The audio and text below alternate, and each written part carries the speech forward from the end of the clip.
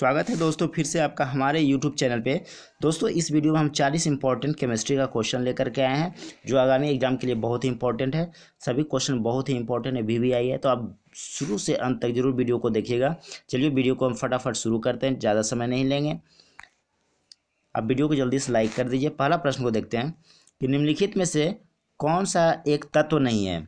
आप गेस कीजिए कौन सा इसमें तत्व नहीं है। तो धातु तत्व है, अधातु भी है, उपधातु भी है। सी, ऑप्शन सी गैस जो है क्या वह एक तत्व नहीं है। तो ऑप्शन सी हमारा बिल्कुल सही आंसर हो जाएगा। 2 नंबर प्रश्न को देखिए, आधुनिक रसायन शास्त्र का जनक किसे कहा जाता है। तो आधुनिक रसायन शास्त्र का जनक लेवोजियर को कहा जाता है। ऑप्शन सी हमारा बिल्कुल सही आंसर हो जाएगा। 3 नंबर प्रश्न को देखिए, यह एक छोटा सा न्यूमेरिकल बेस्ड है। एक तत्व में इलेक्ट्रॉन और न्यूट्रॉन की संख्या दिया हुआ है। इलेक्ट्रॉन 18 है और न्यूट्रॉन 20 है। कह तत्व की द्रव्यमान संख्या। तो हम लोग द्रव्यमान संख्या बराबर जानते हैं कि प्रोटॉन की संख्या और न्यूट्रॉन की संख्या को जोड़ देते हैं तो हमारा द्रव्यमान संख्या मिल जाता है। यहाँ पे तो आपका न्यूट्रॉन की संख्या दिया हुआ है लेकिन प्रोटॉन की संख्या नहीं दिया हुआ है, तो आप कैसे करिएगा। और यह हम भी यह भी जानते हैं कि जितना इलेक्ट्रॉन होता है उतना प्रोटॉन होता है, तो इससे हमको प्रोटॉन की संख्या मिल जाएगा। तो प्रोटॉन की संख्या कितना है 18 और न्यूट्रॉन की संख्या कितना है 20, दोनों को जोड़ दीजिएगा तो 38 आ जाएगा। तो ऑप्शन सी हमारा बिल्कुल सही आंसर हो जाएगा। नेक्स्ट प्रश्न को देखते हैं कि निम्न में से किसका pH मान 7 है। ठीक है, यहाँ पे शुद्ध पानी दिया हुआ है और उदासीन विलयन दिया हुआ है, तो दोनों का pH मान क्या है 7 होता है, इसलिए हमारा दोनों सही आंसर हो जाएगा। चलिए 5 नंबर प्रश्न को देखते हैं, पानी का pH मान है। पानी का pH मान, तो देखिए पानी का कहने का मतलब वह शुद्ध पानी का बात हो रहा है, तो पानी का pH मान कितना होता है 7 होता है। ऑप्शन बी हमारा बिल्कुल सही आंसर हो जाएगा। चलिए 6 नंबर प्रश्न को देखिए, ब्रोमीन होती है। ब्रोमीन क्या है, तो ब्रोमीन के बारे में थोड़ा सा जानकारी ले लीजिए कि ब्रोमीन एक अधातु है और यह लिक्विड फॉर्म में रहता है। ठीक है, अब देखिए करा ब्रोमीन होती है, क्या होती है, रंगीन गैस है, भूरी ठोस है, अत्यंत ज्वलनशील गैस है, लाल द्रव है। तो इसका डी ऑप्शन हो जाएगा, यह लाल द्रव के रूप में होता है, लाल द्रव के रूप में होता है। चलिए 7 नंबर प्रश्न को देखते हैं, वेल्डिंग में प्रयोग होने वाली गैस है। वेल्डिंग जो करते हैं उसमें जो गैस प्रयोग होता है वो कौन सा गैस प्रयोग किया जाता है, तो उसमें हम लोग गैस प्रयोग करते हैं ऑक्सीजन तथा एसिटिलीन। ऑप्शन सी हमारा बिल्कुल सही आंसर हो जाएगा, ऑक्सीजन और एसिटिलीन। चलिए 8 नंबर प्रश्न को देखते हैं, गैल्वेनाइज्ड लोहे के पाइप पर परत होती है, किसका होती है, तो जस्ता होता है। ऑप्शन ए हमारा बिल्कुल सही आंसर हो जाएगा। गैल्वेनाइज्ड हम लोग जो करते हैं, किस लिए गैल्वेनाइज करते हैं, लोहे को जंग से बचाने के लिए हम लोग उस पर जस्ते की परत चढ़ाते हैं जिसको हम लोग गैल्वेनाइजेशन बोलते हैं। तो गैल्वेनाइज्ड लोहे के पाइप पर परत होती है किसका, जस्ते की। तो ऑप्शन ए हमारा बिल्कुल सही आंसर हो जाएगा। चलिए 9 नंबर प्रश्न को देखते हैं, कपड़े साफ करने में प्रयोग होने वाले डिटर्जेंट हैं। कपड़े साफ करने में प्रयोग होने वाले डिटर्जेंट कौन से हैं, तो सल्फोनेट। क्या है, सल्फोनेट। चलिए 10 नंबर प्रश्न को देखिए,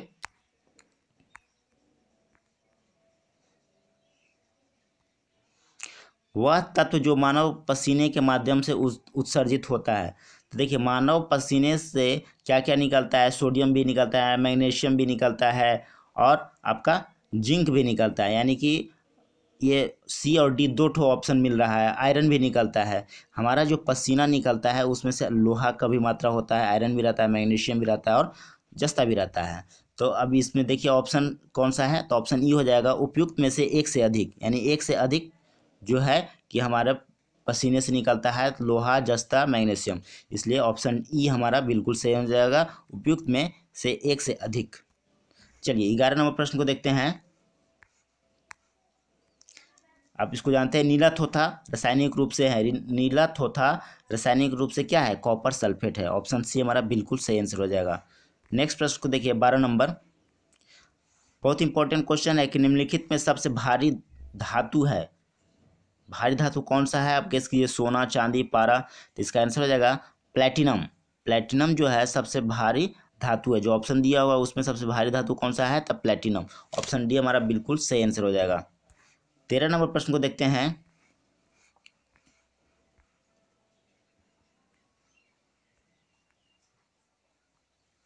स्टेनलेस स्टील एक मिश्र धातु है। किसका स्टेनलेस स्टील एक मिश्र धातु है, तो देखिए उसमें क्या रहता है, लोहा रहेगा, फिर उसमें कार्बन मिला दीजिए, निकेल मिला दीजिए और क्रोमियम मिला दीजिए, तब जाकर के वह स्टेनलेस स्टील बनता है। यानी कि ऑप्शन हमारा ई हो जाएगा उपयुक्त में से एक से अधिक लोहा भी है, कार्बन भी है, निकेल भी है और क्रोमियम भी है। तो स्टेनलेस स्टील स्टेनलेस स्टील एक मिश्र धातु है। तो उसमें क्या क्या रहता है, तो लोहा रहता है, कार्बन रहता है, निकेल रहता है और क्रोमियम रहता है। इसलिए उपयुक्त में से एक से अधिक हो जाएगा। ऑप्शन ई हमारा बिल्कुल सही आंसर हो जाएगा। 14 नंबर प्रश्न को देखिए, टूटी हुई हड्डियों की रक्षा के लिए प्लास्टर ऑफ पेरिस का प्रयोग होता है, यह है। तो देखिए प्लास्टर ऑफ पेरिस क्या है, यह एक जिप्सम है। तो ऑप्शन डी हमारा बिल्कुल सही आंसर हो जाएगा। 15 नंबर प्रश्न को देखते हैं, प्लास्टर ऑफ पेरिस का सूत्र क्या है। तो प्लास्टर ऑफ पेरिस का सूत्र है कैल्शियम सल्फेट का होल ट्वाइस और H2O। ऑप्शन बी हमारा सही हो जाएगा। CaSO4 का होल ट्वाइस है और H2O, इसको हम प्लास्टर ऑफ पेरिस बोलते हैं। चलिए 16 नंबर प्रश्न को देखते हैं, एक हाइड्रोकार्बन जिसमें कार्बन के दो परमाणु द्विबंधन द्वारा जुड़े हों कहलाते हैं।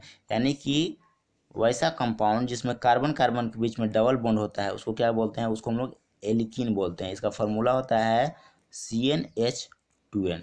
ठीक है, एल्कीन। ऑप्शन बी हमारा सही हो जाएगा। 17 नंबर प्रश्न को देखिए,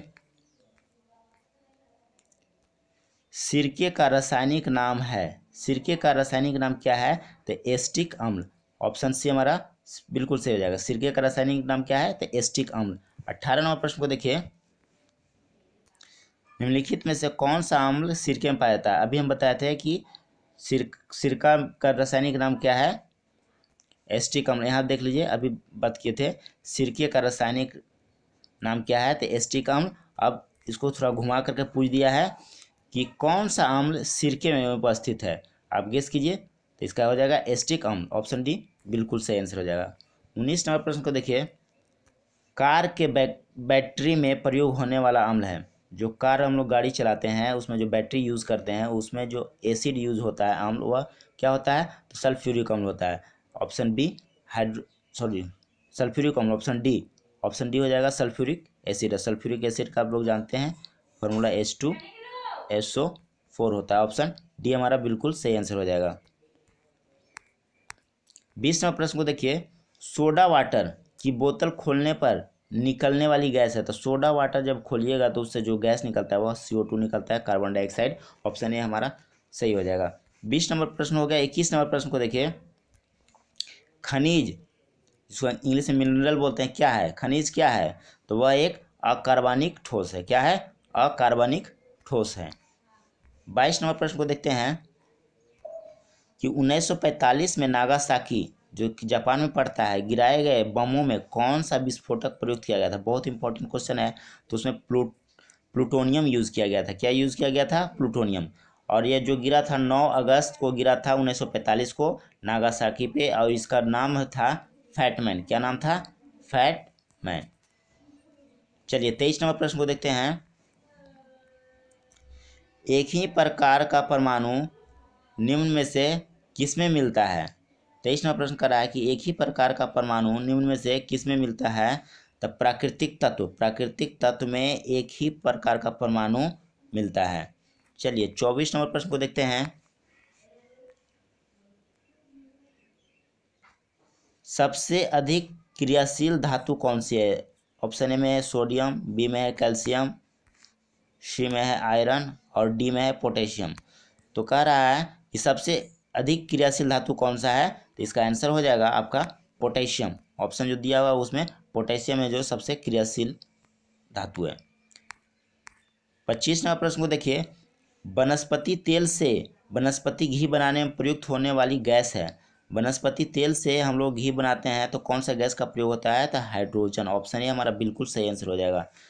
नेक्स्ट प्रश्न को देखते हैं, आयोडीकृत लवण में रहता है। तो आयोडीकृत लवण में क्या रहता है, अब गेस कीजिए। इसका सही आंसर हो जाएगा पोटेशियम आयोडाइड। क्या रहता है, पोटेशियम आयोडाइड, के आई रहता है किसमें, आयोडीकृत लवण में। 27 नंबर प्रश्न को देखिए, खाने का नमक किससे बना होता है? तो देखिए खाने का जो नमक है जिसको NaCl बोलते हैं, सोडियम क्लोराइड बोलते हैं, वह स्ट्रॉन्ग एसिड और स्ट्रॉन्ग बेस होता है। अब देखिए दोनों स्ट्रॉन्ग रहता है, यानी कि मजबूत अम्ल और मजबूत क्षार, यानी कि स्ट्रॉन्ग एसिड और स्ट्रॉन्ग बेस। ऑप्शन बी हमारा बिल्कुल सही आंसर हो जाएगा। 28वां प्रश्न को देखिए, सभी जैव यौगिक का अनिवार्य मूल तत्व है। सभी जैव यौगिक है उसका अनिवार्य मूल तत्व क्या है? कार्बन। ऑप्शन सी हमारा बिल्कुल सही आंसर हो जाएगा। 29वां प्रश्न को देखिए, ऑक्सीजन अनुपस्थित होती है। ऑक्सीजन अनुपस्थित होती है कहाँ? तो किरोसिन में। किरोसिन में जो है ऑक्सीजन अनुपस्थित होती है। 30 नंबर प्रश्न को देखिए, सिगरेट लाइटर में निम्न में से कौन सी गैस प्रयुक्त होती है? तो सिगरेट लाइटर होता है उसमें ब्यूटेन गैस का प्रयोग किया जाता है। चलिए 31 नंबर प्रश्न को देखते हैं, प्राकृतिक रबर किसका बहुलक है? प्राकृतिक रबर किसका बहुलक है? तो आइसोप्रीन का है। आइसोप्रीन का है। ऑप्शन ए हमारा सही हो जाएगा।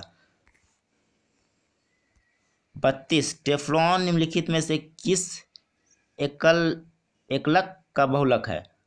32 का देखिए कह रहा है टेफ्लॉन जो है निम्न में से किस एकलक का बहुलक है? तो इसका हो जाएगा टेट्राफ्लोरोएथिलीन। ऑप्शन ए टेट्राफ्लोरोएथिलीन का एक बहुलक है।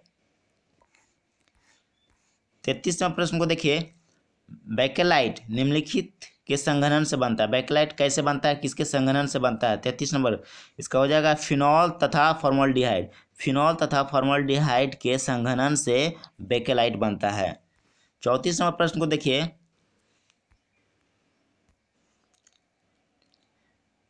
ट्राइग्लिसराइड क्या है? ट्राइग्लिसराइड क्या है? यह एक वसा है। क्या है?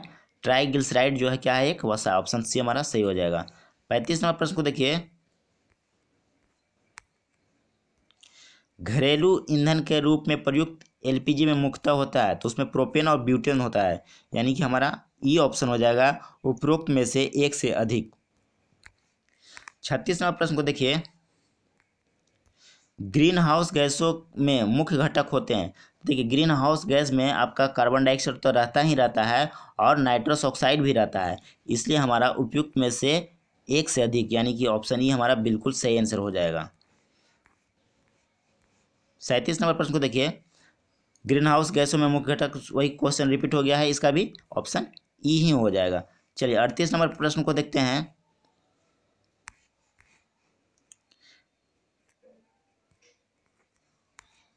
नेक्स्ट प्रश्न को देखिए,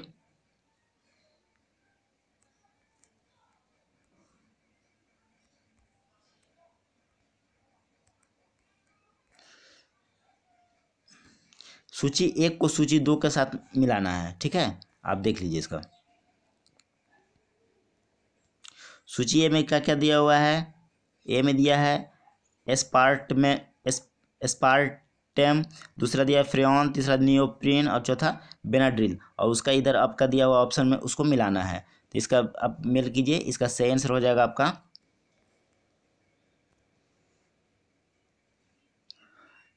पहला ए हो जाएगा, ऑप्शन सी हो जाएगा, यानी कि ए का है जो एस्पार्टेम जो है यह कृत्रिम मधुरक है।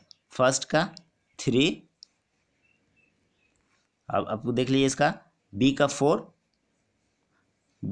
दिया है, यानी कि फ्रेऑन जो है क्या है? एक प्रतिशीतक हम जिसको कूलेंट भी बोलते हैं। ठीक है, तो बी का क्या हो जाएगा? 4, और फिर आपका सी का 1 यानी कि नियोप्रीन है क्या है? संश्लेषित रबर है। और फिर लास्ट वन जो हुआ आपका डी का जो है क्या हो जाएगा? 2, तो डी का हो जाएगा 2, यानी बेनाड्रिल क्या है? प्रतिहिस्टेमिन है। चलिए लास्ट प्रश्न को देखते हैं, 40 नंबर, निम्नलिखित में से किसकी मात्रा अम्ल वर्षा में सबसे अधिक होती है? तो इसका आंसर हो जाएगा H2SO4।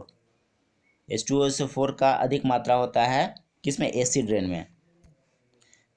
मिलते हैं अगले वीडियो में दोस्तों।